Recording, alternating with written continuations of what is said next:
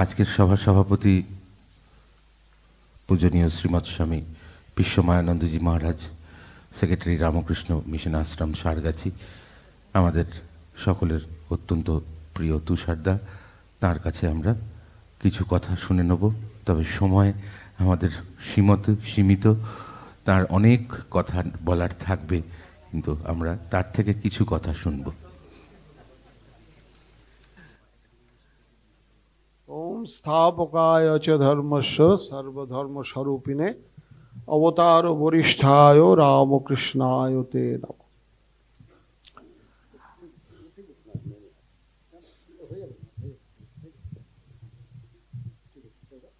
সোজা কথায় আড্ডা মারতে এসেছি আমি।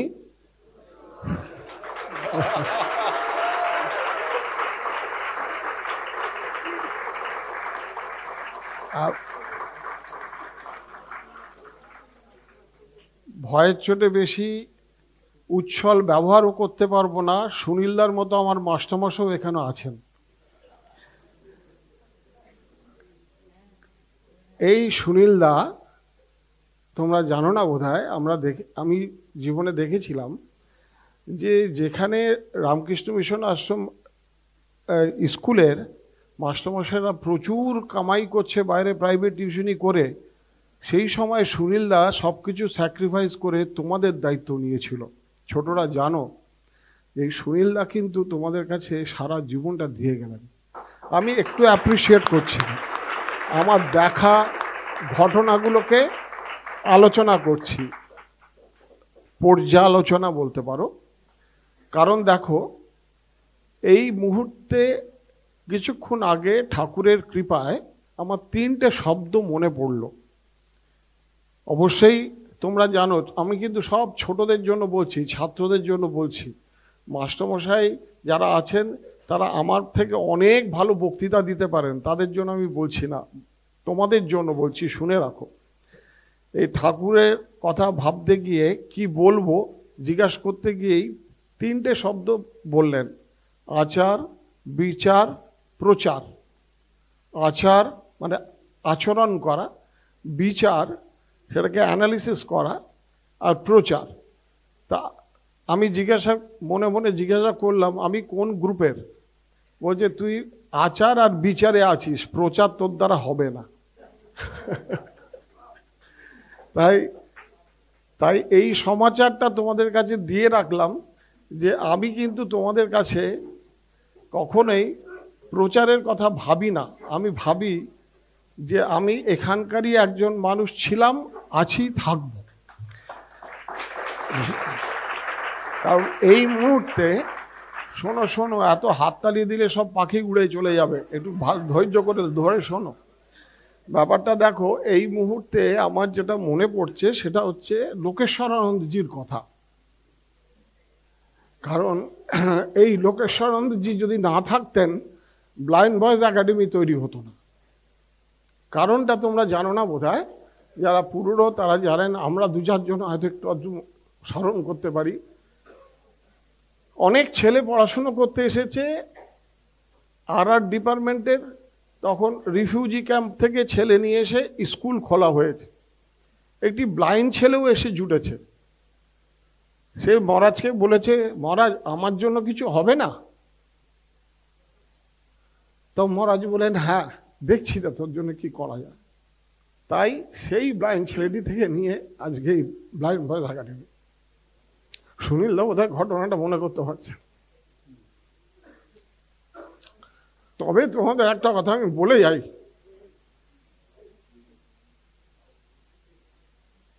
অনেক হাততালি পাবে, কিন্তু তোমরা যে সুযোগটা এখানে পাচ্ছ, ওয়েস্ট বেঙ্গলে তোমাদের বয়সী যেসব ছেলে মেয়েরা মানুষ হচ্ছে, তাদের মধ্যে শ্রেষ্ঠতম সাহায্য তোমরা জীবনে পাচ্ছ, এটা জেনে রেখো। শ্রেষ্ঠতম। গভর্নমেন্টের আধিকারিকরা শুধু আঁকড়া দেখে দিতে চান না যে কজন ফার্স্ট হয়েছে, সেকেন্ড হয়েছে।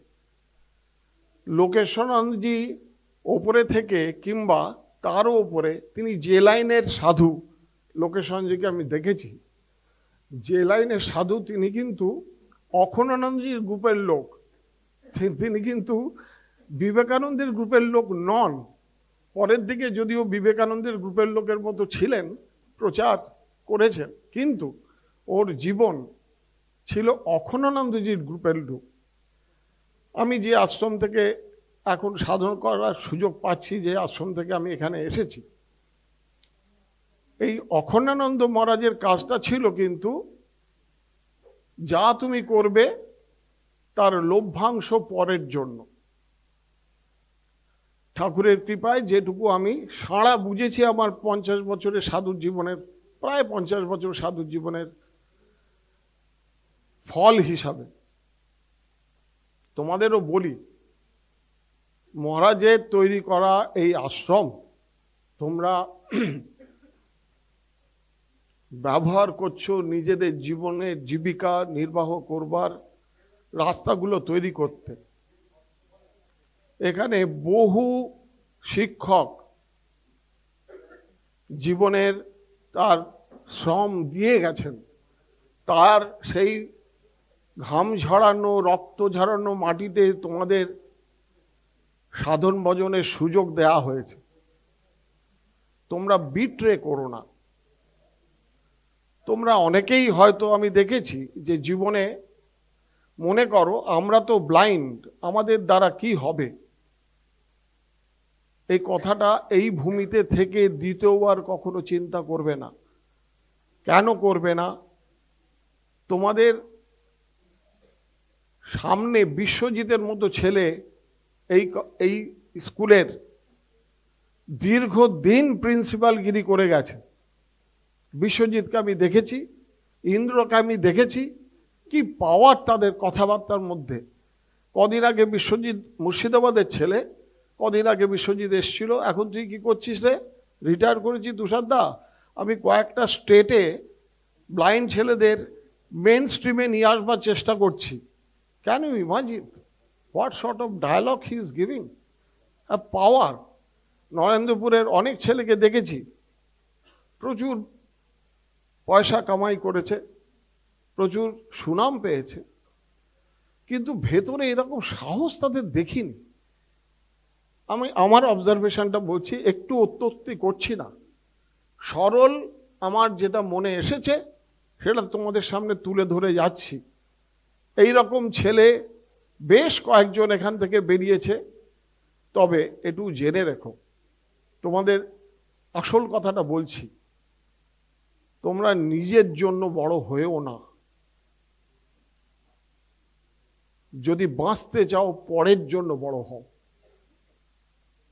এমনভাবে জীবনটাকে তৈরি করো, গান বাজনা হোক, খেলাধুলো হোক, কিংবা তোমার পড়াশুনো যাই হোক, এমনভাবে নিজেকে তৈরি করো যাতে দু চারটে ছেলে মেয়েকে তুমি সাহায্য করতে পারো তোমার জ্ঞানের দ্বারা, সেই বিষয়ের জ্ঞানের দ্বারা।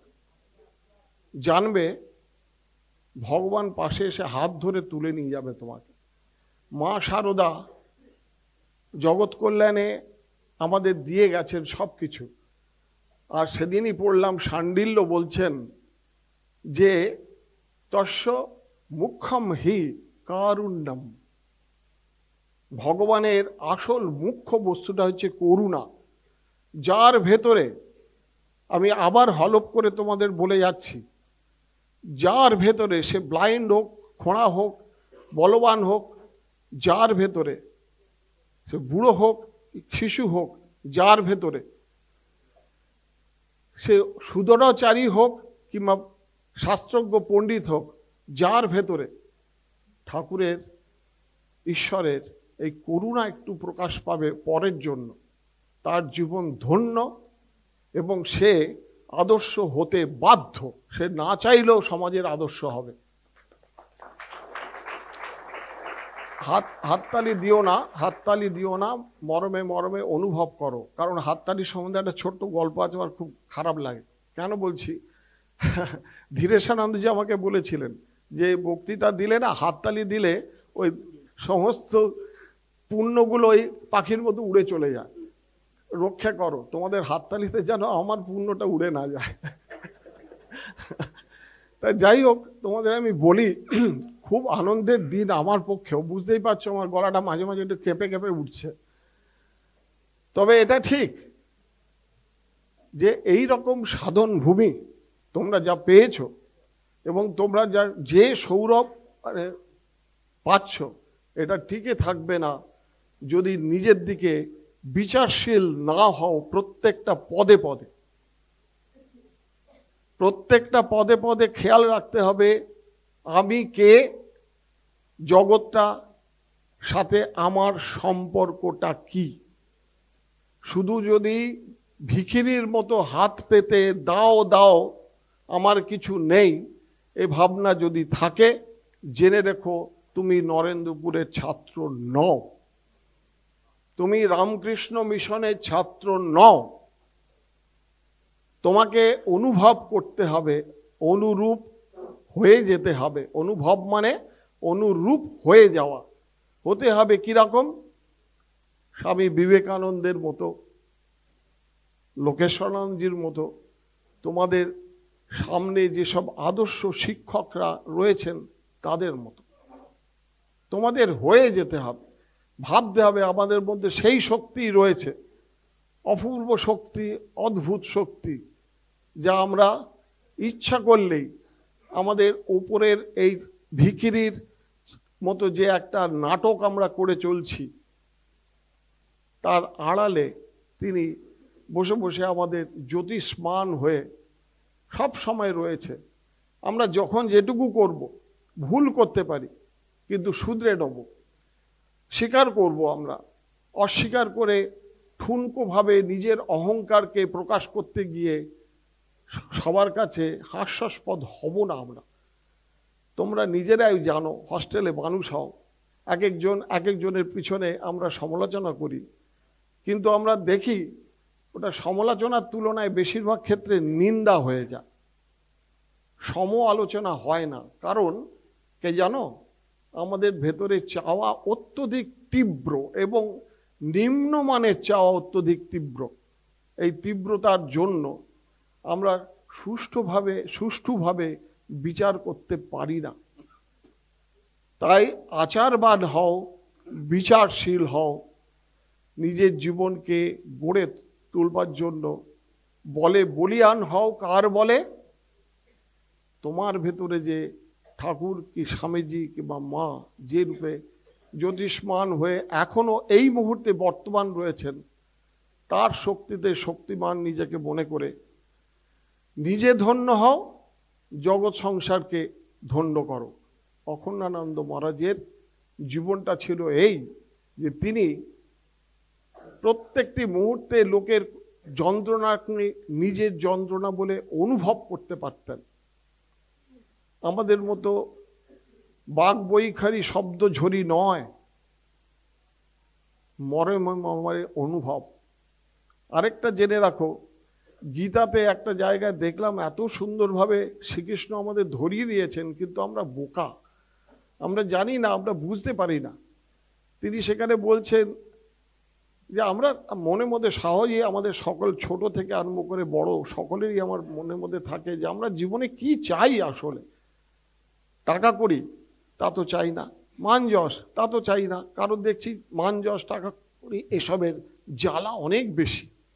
এটা পেতেও জ্বালা, পেয়েও জ্বালা, ছাড়বার সমাতেও জ্বালা। টাকা থাকলেই বুঝতে পারছো কি হয়। সম্মান হলে তো তোমার ইচ্ছে হচ্ছে না কোনো জিনিস, তবু তোমায় সেজে সুজে থাকতে হবে। পিছনে কারো সম্মান হলে দুর্নাম সঙ্গে সঙ্গে ঘুরতে থাকবে। এই চিন্তামণি করি একদিন আমাকে বলেছিলেন যে মহারাজ জানবেন, যদি সুনাম হয়েছে তাহলে জানবেন আপনার এক গাদা দুর্নাম করার লোক পিছনে খঞ্জনি বাজাচ্ছে। উনি অবশ্য খঞ্জনি বলেননি, উনি বলছিলেন যে পিছনে তৈরি হয়ে রয়েছে। তা আমি কেন এসব বলছি, যে তার কারণ হচ্ছে দেখো তোমরা এমন একটা ভূমিতে থাকার সুযোগ পেয়েছো, কিংবা শিক্ষকরা যারা এখানে রয়েছেন তারা এমন একটা ভূমিতে সাধন করার সুযোগ পেয়েছেন যেটা আপনাদের স্বপ্নেও কল্পনা আসবে না। যখন এখান থেকে চলে যাবেন তখন ওই এক্স স্টুডেন্টদের মতোই আপনারা বলতে শিখবেন যে আহা কি জায়গায় ছিলাম। এই কারণটা বলছি তোমাদের, এত সহজ সাবলীলভাবে সমস্ত জিনিসগুলো, বিভিন্ন লোকের ভালোবাসা, বিভিন্ন লোকের এখানে আবেগ, এর আকাশ বাতাস মাটিকে এমন জর্জরিত করে রেখেছে। অতি সুদূরাচারও এখানে এসে কি হয়ে যায় জানো, ভগবানের নাম করতে, নিজের স্বরূপকে চিন্তা করতে বাধ্য হয়, নিজের ভেতরের সত্তাকে বিশ্বাস করতে বাধ্য হয়, এবং তার ফলে সে কি লাভ করে, সেখানে বলা হচ্ছে ক্ষিপ্রম ভবতি ধর্মাত্মা শাশ্বত শান্তিম নিগচ্ছতি। এখানে ফিরে আসার পরে তার নিজের স্বরূপের কথা যখন তার মনে পড়ে, নিজের ভেতরে পাওয়ারকে যখন তার খেয়াল পড়ে, তখন সে সত্যি সত্যি একজন ধার্মিক মানুষ হয় খুব তাড়াতাড়ি। এবং শুধু তাই নয়, শাশ্বত শান্তি যা তার ভেতরে আগে থেকে ছিল, তোমাদের ভেতরেও রয়েছে, সেই শান্তির ওপর থেকে তার অজ্ঞানের প্রলেপ সরে যায়, জীবনটা আনন্দে ভরপুর হয়ে যায়, তাকে নিয়ে অন্যের জীবন আনন্দে ভরপুর হয়ে যায়। গীতাতে শ্রীকৃষ্ণদেব বলেছেন যে ইয়মাং সুহৃদ হিসাবে আমাকে দেখে, তার ক্ষেত্রে শান্তি বিরাজ করে। উনি বলছেন যে আমি দেখতে পাচ্ছি, আমি ভোক্তা, সমস্ত জগতের আমিই ভোক্তা, একমাত্র আমি। যে ভেতরের আমির যে সত্তা, সেই সত্তাই আমার জগতের সৃষ্টিকর্তাও আমি, আমার জগতের দুঃখ আনন্দের কারণও আমি সমস্তটা ভোগ করছি। এত সাহস তার ভেতরে, অপরের দোষ দিয়ে নয়। জগৎটাকে নিজের করে নিতে কথা, যে মা তোমাদের কাছে বারবার বলেছে তোমরা মুখস্থ বলো, তার কথার অর্থটা জানবে। তুমি আর জগতের মধ্যে কোনো তফাৎ নেই। তুরীয়ানন্দজি জীবনে শেষে বলে গেছেন, ব্রহ্ম সত্য, জগৎ সত্য, সত্যে জগৎ প্রতিষ্ঠিত। মানে জগৎটা সত্যের সাথে একই সত্য, কখনো জগৎ রূপে প্রকাশ পাচ্ছে, কখনো সত্য রূপে প্রকাশ পাচ্ছে তার ভেতরে। একম সৎ বিপ্রা বহুদা বদন্তি, মানে অন্যরা বহু রকম বলে, কিন্তু এই বহু রকমটাই কিন্তু তারই বিভিন্ন ছায়া রূপে সমস্ত দেখা যায়। তার ছায়াগুলোকে ধরে ধরে যখন সোর্সে এসে দেখবে, তখন দেখবে তোমার ভেতরের যে সত্তা, তিনিই সেখানে হাস্য উজ্জ্বল, মানে হাস্য উজ্জ্বল একটা মূর্তি রূপে তোমার ভেতরে বিরাজ করছেন। আগেও করছিলেন, এখনো করছেন। ঠাকুর আমাদের এই রূপটি সবার ভেতরে দিক, এই আমাদের প্রার্থনা। তোমাদের জীবনে এইটা ঘটুক, এই আমার একান্ত প্রার্থনা। অখণ্ডজির রাজ্যে শেষ জীবনে থাকতে পেয়ে আমি এই অনুভব করতে পারছি যে জগতে কিছু ভুল নেই, যা করবার ভগবান করে যাচ্ছেন। যে ভালো করবে তার ফল ভালো হতে বাধ্য, যে খারাপ করবে তোমাকে শাস্তি দিতে হবে না, প্রকৃতির নিয়মে সে শাস্তি পেতে বাধ্য। ধন্যবাদ সকলকে, আমার সশ্রদ্ধ নমস্কার। যা শুনলাম তা বক্তৃতা নয়, তা আরও অনেক কিছু, আরও অনেক বেশি কিছু। আপনি ভালো থাকুন, সুস্থ থাকুন, এই কামনা করি সর্বাগ্রে।